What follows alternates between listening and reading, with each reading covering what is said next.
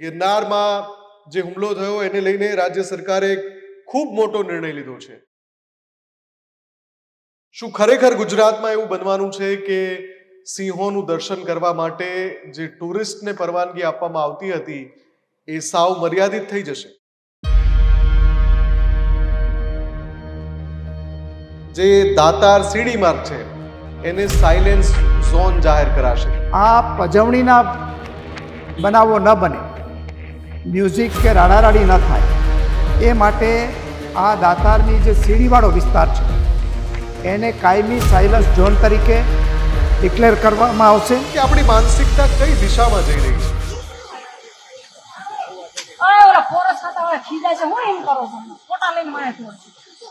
કોણ આવું કરવા માટે પ્રોત્સાહન આપી રહ્યું છે?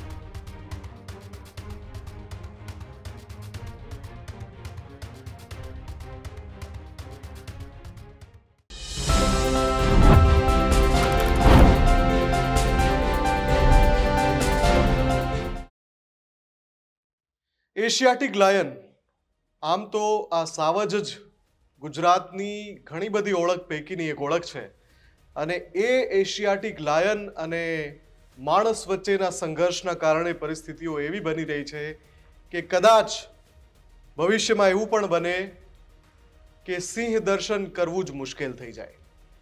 જી હા, આ ગંભીર મુદ્દો છે અને એ ગંભીર મુદ્દા ઉપર વિચારણા પણ થઈ રહી છે। એવો દાવો પણ કરવામાં આવી રહ્યો છે કે અમુક સમયે અમુક વિસ્તારમાં બિલકુલ પ્રતિબંધ લાવી દેવાય। આવા જે તર્ક ચાલી રહ્યા છે સોશિયલ મીડિયામાં અને કેટલાક દાવા પણ થઈ રહ્યા છે, એની હકીકત શું છે? શું ખરેખર ગુજરાતમાં એવું બનવાનું છે કે સિંહોનું દર્શન કરવા માટે જે ટુરિસ્ટને પરવાનગી આપવામાં આવતી હતી એ સાવ મર્યાદિત થઈ જશે? કેમ કે ગિરનારમાં છેલ્લે જે 11-12 વર્ષના બાળક સાથે જે પણ થયું એનાથી ન માત્ર ગુજરાત પણ આખો દેશ આઘાતમાં છે।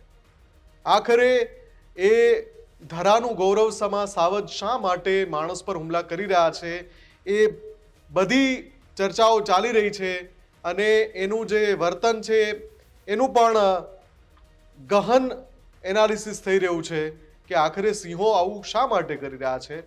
માત્ર 1 થી 1.5 મહિનામાં 7 થી 8 કિસ્સા અને એમાં પણ કેટલાકના જીવ જવા, આટલી ગંભીર સ્થિતિ કેમ આવીને ઊભી રહી? સૌથી પહેલા વાત કરીએ, રાજ્ય સરકારે એક મોટો નિર્ણય પણ લીધો છે।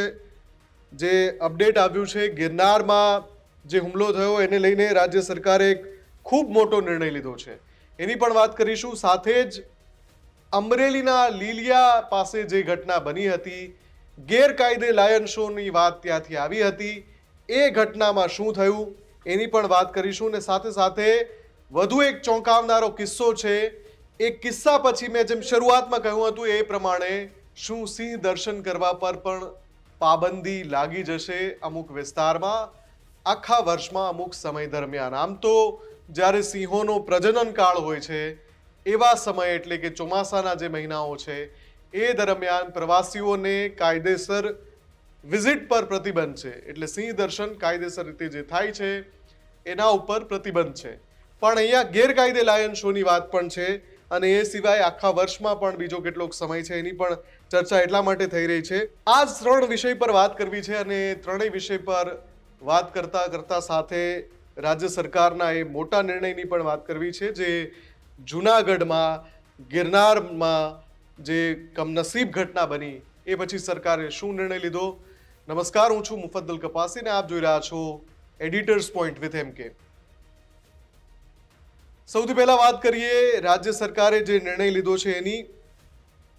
ગિરનારમાં જે ઘટના બની, સિંહે હુમલો કર્યો એ પછી જે વનમંત્રી છે અર્જુન મોઢવાડિયા, એમણે જાહેરાત કરી છે કે એક 24/7 પેટ્રોલિંગ અને વોચ માટેની ટીમ બનાવાશે જે ખાસ ગિરનાર વિસ્તારમાં સક્રિય રહેશે આ ટીમમાં 25 ટ્રેકર હશે જે પેટ્રોલિંગ ને વોચ કરશે દિવસ રાત, જેથી કરીને સિંહ અને માણસ વચ્ચે ઘર્ષણની ઘટના ન બને.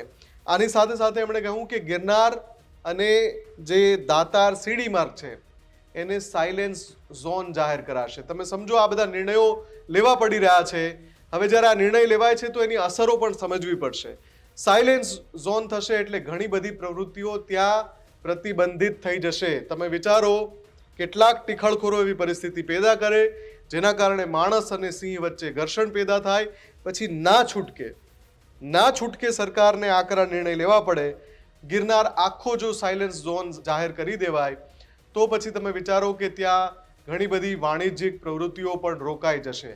એ બધા જે ત્યાંથી રોજગારી મેળવી રહ્યા છે એમનો શું વાંક?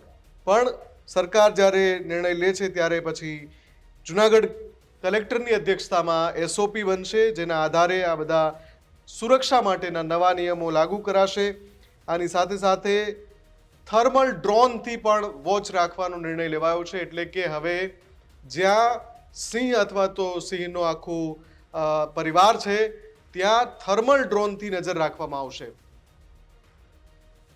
જે આ દાતારના આખી સીડી વિસ્તાર છે એમાં 25 જેટલા નવા ટ્રેકરોની નિમણૂક કરીને સુરક્ષા વધારવાનું અને જે સંવેદનશીલ વિસ્તાર છે ત્યાં એક કાયમી ચેકપોસ્ટનું નિર્માણ કરવાનું અને આ યાત્રાળુઓ છે એ યાત્રાળુઓની અવરજવર બાબતે અને એની સંખ્યા બાબતે સંબંધિત વિભાગના અધિકારીઓ, ત્યાંના જનપ્રતિનિધિઓ એમને સાથે રાખીને એક સ્ટાન્ડર્ડ ઓપરેશન પ્રોસિજર નક્કી કરવાનું પણ આ મિટિંગમાં નક્કી કરવામાં આવ્યું છે. એ ઉપરાંત આ પજવણીના બનાવો ન બને, મ્યુઝિક કે રાડારાડી ન થાય એ માટે આ દાતારની જે સીડીવાળો વિસ્તાર છે એને કાયમી સાયલન્સ ઝોન તરીકે ડિક્લેર કરવામાં આવશે અને આ જે સતત એના વન્ય પ્રાણીઓ પર નજર રાખવા માટે એક ડ્રોનની પણ વ્યવસ્થા કરીને એનું મોનિટરિંગ કરવામાં આવશે અને યાત્રાળુઓને પણ જાગૃત રહેવા માટે એક જાગૃતિ અભિયાન પણ ચલાવવામાં આવશે. હવે આ તો થઈ રાજ્ય સરકારની જે કામગીરી છે, ભૂપેન્દ્રભાઈ પટેલનો જે નિર્ણય છે એની પણ ચોંકાવનારી ઘટનાઓ બનવાનું અટકતું નથી ને એટલે જ સિંહોના હુમલાને લઈને જે સવાલો ઉઠી રહ્યા છે બહુ સ્વાભાવિક છે. હવે એક વિડીયો જુઓ, તમને બતાવું. એ વિડીયો ઝૂમાં વાઘ તો ગુજરાતમાં ક્યાંક મધ્ય ગુજરાતના જંગલોમાં દેખાયા હતા અગાઉ એકાદ, પણ વાઘનો કાયમી વસવાટ નથી આપણે ત્યાં. એ આપણે ત્યાં મોટા ભાગે પ્રાણી સંગ્રહાલયમાં જોવા મળે છે. પણ જે માનસિકતા છે એ સૌથી ચોંકાવનારો વિષય છે કે આપણી માનસિકતા કઈ દિશામાં જઈ રહી છે. વાઘ સાથે બનેલી આ ઘટનાના દ્રશ્યો જુઓ, જ્યાં વાઘ જોવા ગયા. સિંહ અને વાઘ આ રાની પશુ કહેવાય છે. એનાથી એક નિયત અંતરે ઊભા રહીને જેને જોવા જોઈએ, ભલે એ પાંજરામાં કેદ છે તો પણ એ ખૂબ જ આક્રમક હોય છે, એ નુકસાન પહોંચાડી શકે છે. આંતરરાષ્ટ્રીય ઘટનાઓમાં આપણે જોયું છે ઘણા બધા ઝૂમાં કે પ્રાણી સંગ્રહાલયમાં સિંહ કે વાઘના પાંજરા પાસે આવી ઘટનાઓ બની ચૂકી છે. એટલે આ પ્રકારના લોકો દરેક જગ્યાએ જોવા મળે છે, પણ આવી ઘટનાઓ બને છે કેમ? હવે પૈસા વસૂલ, હાલો પૈસા વસૂલ. આવ્યો જો. ઓય ઓલા ફોરેસ્ટ ખાતા વાળા ખીજાય છે, હું એમ કરો છો? ફોટા લઈને મારે છો.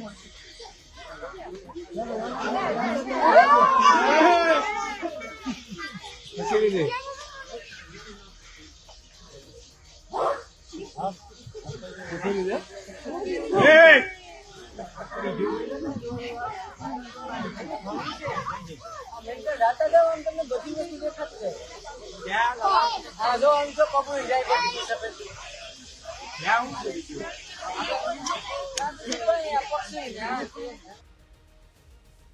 કોણ આવું કરી રહ્યું છે? કોણ આવું કરવા માટે પ્રોત્સાહન આપી રહ્યું છે? કેમ કે અહીંયા વાઘ સાથે આ બન્યું, અગાઉ સિંહ સાથે આવું બન્યું છે.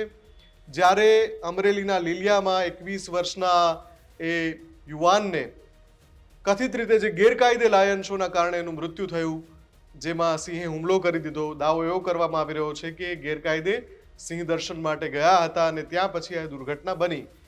એ પૈકી જે 2 એની સાથે યુવાન હતા, 3 જણા હતા, એમાં જે 2 યુવાન સાથે હતા એ હજુ પણ પોલીસ કસ્ટડીમાં છે. અને એ પૈકી જે એક યુવાન છે યશરાજ સિંહ, એનો એક્સક્લુઝિવ રિપોર્ટ પણ મેં દર્શાવ્યો હતો કે કઈ રીતે યશરાજસિંહ પોતાના ઇન્સ્ટાગ્રામ આઈડી પર એવી રીલ બનાવે છે જ્યાં એ સિંહની પજવણી કરતા હોય, સિંહની આંખમાં ટોર્ચ મારવી, લાઇટનો શેડો મારવો, એમાં એ ગૌરવ અનુભવતા હોય એ રીતની એણે રીલ બનાવીને મૂકી હતી, જાણે કોઈ મોટું કામ કર્યું છે એ રીતનું. અને એ જ વ્યક્તિ પર પછી આરોપ લાગે છે ગેરકાયદે સિંહ દર્શનના. એક્સક્લુઝિવ જે રિપોર્ટ હતો એના અંશ જોઈ લો પહેલા. તમે જોઈ લો સ્પષ્ટપણે.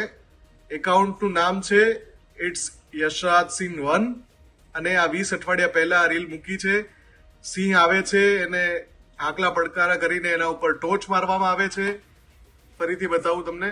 અને પછી એની આંખોમાં જ્યારે આ સિંહની આંખોમાં આવી રીતે ટોર્ચ મારવી એ સિંહોની પજવણી છે, ગેરકાયદે લાયન શોનો આ હિસ્સો છે. અને આ ભાઈ એની પોસ્ટ બનાવીને રીલ બનાવીને મૂકતા હતા.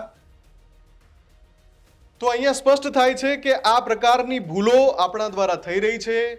જુનાગઢમાં પણ તમને યાદ હશે કે એક વ્યક્તિ સામે આવીને એવું કહે છે કે અહીંયા સિંહ હતો એ સમયે. કેટલાક લોકો હાકલા પડકારા કરતા હતા, કેટલાક લોકો બૂમ બરાડા પાડતા હતા અને કેટલાક લોકો લાઇટનો શેડો એટલે ટોર્ચ એના આંખ પર મારતા હતા. એવી પણ એક રીલ અપલોડ થઈ હતી જે મેં ન્યૂઝરૂમના માધ્યમથી બતાવી હતી. એ પણ તમે જોઈ શકો છો કે કઈ રીતે જુનાગઢમાં પણ દાવો થઈ રહ્યો છે કે આવું કંઈક પહેલા થયું હતું. ટીખળ કોઈએ કરી હતી, કરે કોઈ અને ભરે કોઈ, એ ઘટના જુનાગઢમાં પણ બની હતી. એનો અંશ પહેલા જોઈ લો. તો ગુજરાતની સાથે આખા દેશમાં જે ચર્ચાનો વિષય છે કે આખરે એવું તો શું થયું છે કે ગુજરાતના જે સિંહ છે, એશિયાટિક લાયન જે છે, એ અચાનક માણસો પર હુમલા કેમ કરવા લાગ્યા છે. જુનાગઢમાં ગિરનાર પર્વત પર જે ઘટના બની, 11 થી 12 વર્ષના માસૂમ બાળકને સિંહ ખેંચીને લઈ ગયો, એ પછી આખો વિષય ખૂબ જ ગંભીર એટલા માટે બની ગયો છે કે એકલ દોકલ ઘટના નહીં, એક અસંખ્ય ઘટનાઓ એવી બની રહી છે જેમાં સિંહ અને માણસ વચ્ચેના એન્કાઉન્ટરમાં માણસના મોત થઈ રહ્યા છે. સિંહને માનવભક્ષી કહેવામાં આવી રહ્યા છે. આ વિષય ઉપર ચર્ચાઓ છેડાઈ ગઈ છે. ત્યારે ઇન્સ્ટાગ્રામ પર DT કેપ્ચર્સ કરીને આ એકાઉન્ટ છે જેમાં ગિરનાર લાયન સ્પોટેડ કરીને 18 કલાક પહેલાં અપલોડ કરેલો આ વિડીયો છે, રીલ છે. અહીંયા ગિરનાર લખ્યું છે ને અહીંયા તમને આ જ ફ્રેમમાં દેખાય છે કે એક શ્રદ્ધાળુ પસાર થયા અને સામે જે સિંહ બેઠો છે, અહીંયા જોઈ લો તમે, સિંહ ઊભો છે લગભગ, એના ચહેરા ઉપર ટોર્ચ મારવામાં આવી રહી છે. આ જે વિડીયો છે એ ગિરનારનો છે, રીલ ગિરનારની છે એવું કન્ફર્મ કરવા માટે બનાવનાર વ્યક્તિએ ગિરનાર ઉપરથી વહેલી સવારે જે જુનાગઢ દેખાય છે એ પણ એમાં કેપ્ચર કર્યું છે. અહીંયા જુઓ તમે ફરી એકવાર, આ સિંહ છે, અહીંથી આ શ્રદ્ધાળુ નીકળ્યા અને અહીંયા જુઓ આની ઉપર શેડો મારવામાં આવી રહ્યો છે. અહીંયા કોઈ પણ વ્યક્તિ જે છે ટોર્ચની લાઇટ એના પર ફેંકી રહ્યું છે. અને આ છે એ વ્યક્તિ કે જેણે એવો દાવો કર્યો હતો કે અહીંયા સિંહ હતા ત્યારે કેટલાક લોકોએ ટીખળ કરી હતી અથવા તો પજવણી કરી હતી. સિંહોની પજવણી કરનારા આવા લોકો જ ખરેખર તો એ પાપી છે, એ જીવ લેનારા લોકો છે. માનવભક્ષી એ સિંહ નથી જે હુમલો કરીને કોઈ વ્યક્તિ જતો હોય એને પોતાનો શિકાર બનાવી દે છે, પણ એને એ પરિસ્થિતિ માટે ઉશ્કેરનારા એવા તત્વો કે જેના પાપના કારણે આ બીજા નિર્દોષ વ્યક્તિને ભોગવવું પડે છે. બની શકે કે જે વ્યક્તિ પર હુમલો થયો એનો વાંક જ ના હોય, કોઈ ત્રીજા વ્યક્તિએ ટીખળ કર્યું હોય. બની શકે કે જેનો શિકાર થઈ ગયો એણે કશું કર્યું જ ના હોય, કોઈ બીજાએ ચાળા કર્યા હોય. હવે જ્યારે મેટિંગ પિરિયડમાં હોય ત્યારે સિંહ અને સિંહણ ખૂબ જ આક્રમક થાય છે.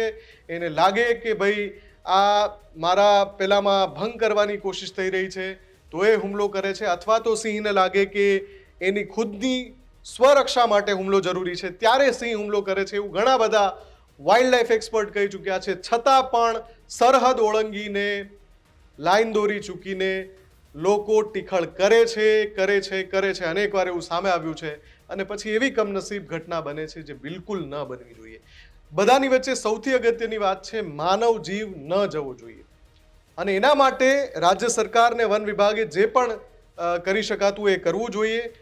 એટલા માટે કે માનવ જીવ સૌથી અગત્યનો છે અને એ માટે હજુ પણ ગિરનારમાં જે પગલાં લેવાયા, શું રાજ્યના બીજા અલગ અલગ વિસ્તારમાં આવા કોઈ પગલાં લેવાની સરકારની કે વન વિભાગની તૈયારી છે? કેમ કે નથી તો એ પણ કરવું જોઈએ. માત્ર ગિરનાર નહીં, આવી ઘટના તમને યાદ છે રાજુલાના કુવાયા નજીક પણ બની હતી, અમરેલીના લીલિયા નજીક પણ બની હતી, રેવન્યુ વિસ્તારમાં પણ બને છે. આ તમામ જગ્યાએ શું સરકાર થર્મલ ડ્રોનથી વોચ રાખશે, ત્યાં અલગ અલાયદી વ્યવસ્થા કરશે, ટ્રેકરને રાખશે જે 24/7 ખાસ આ ધ્યાન રાખે કે માણસ અને સિંહ વચ્ચે ઘર્ષણ ન થઈ જાય? અને સૌથી વધારે વન વિભાગે ચોકન્ના રહેવાની જરૂર છે આવા ટીખળખોરોથી, આવા ગેરકાયદે લાયન શો કરનારાઓથી. જ્યાં જ્યાં થાય છે ત્યાં ધોષ બોલાવવાની જરૂર છે, કેમ કે એવા તત્વો જ સિંહને તો બદનામ કરે છે, સાથે સાથે એ વન વિભાગના અધિકારીઓ ઉપર પણ આંગળી ચીંધાવે છે. એના કારણે થાય છે. વન વિભાગના કેટલાક કર્મચારીઓ પર પણ આંગળી ચીંધાય છે કે એમની મિલીભગતથી જ આવા ગેરકાયદે લાયન શો થાય છે. પણ આ બધું જ અટકાવવા માટે રાજ્ય સરકારે સર્વવ્યાપી એક્શન લેવા પડશે. ન માત્ર ગિરનાર પૂરતા પણ એ તમામ જંગલ વિસ્તાર અને જંગલની પાસેના એ રેવન્યુ વિસ્તાર કે જ્યાં સાવજોની વસ્તી છે ત્યાં પણ આકરા નિયમો લાદવા પડશે. પણ એ આકરા નિયમો લાદવા કરતાં પણ વધારે પ્રાથમિકતા છે એ ટીખળખોરોને સબક શીખવવાની, જેના કારણે રાજ્યમાં આવી પરિસ્થિતિ પેદા થાય છે. કમનસીબ લોકો, નિર્દોષ લોકો જીવ ગુમાવે છે. જોઈએ હવે સરકાર એ દિશામાં ક્યારે પગલું ભરે છે. આવા જ વધુ સમાચાર માટે આપ જોતા રહો ન્યૂઝરૂમ ગુજરાત. નમસ્કાર.